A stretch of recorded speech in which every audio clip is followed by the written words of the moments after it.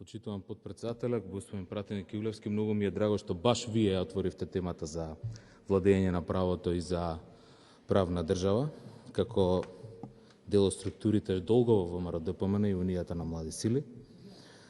Дали се сеќавате, ќе се обидам да ве потсетам како изгледа извештаите во време на режимот на ВМРО-ДПМН.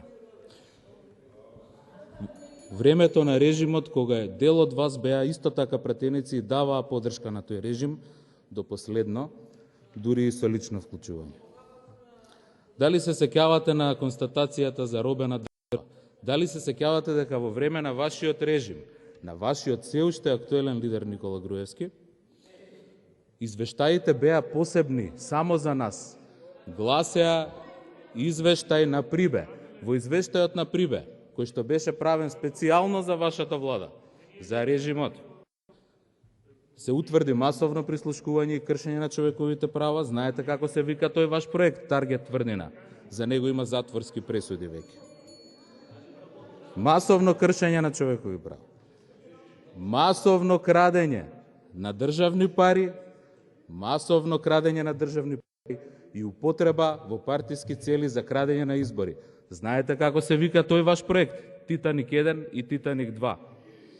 Во Титаник 1 и Титаник 2 има тројца секретари на ВМРО-ДПМН кои што потврдија дека тоа го правеле во интерес на партијата. Значи не еден, не тројца секретари на ВМРО-ДПМН го потврдија тоа. Така што за криминална партија, Јаулевски, вие да зборувате е трагично и смешно. Најдобриот проект ви е овој најновиот, Плацевина водно. Таму, велите, во тој дел, со СДСМ сме биле далеку од ЕУ. А со ВМРО-ДПМН за џаба лък се зимаа Плацевина водно, кои што ден денес не може да се добројат колка ви е имотот и на чие име од вашите функционери. Ако сме со СДСМ според вас далеку од ЕУ, со ВМРО-ДПМН сме близко до црната листа на Соединетите Американски држави. Вашиот вистински лидер, Никола Груевски, од пред некој ден се најде на црната листа на Соединетите Американски држави. Замислете зашто? За масовна злоупотреба на своите овластувања и за корупција од огромен обем. Со сите негови компании во Унгарија и со сите негови достапен имот на секаде. Тоа е вашето наследство, господине Јаулевски, и за тоа многу пати ви било кажано, многу пати сте изгубиле на избори и допрва ќе ги губите изборите токму на оваа тема.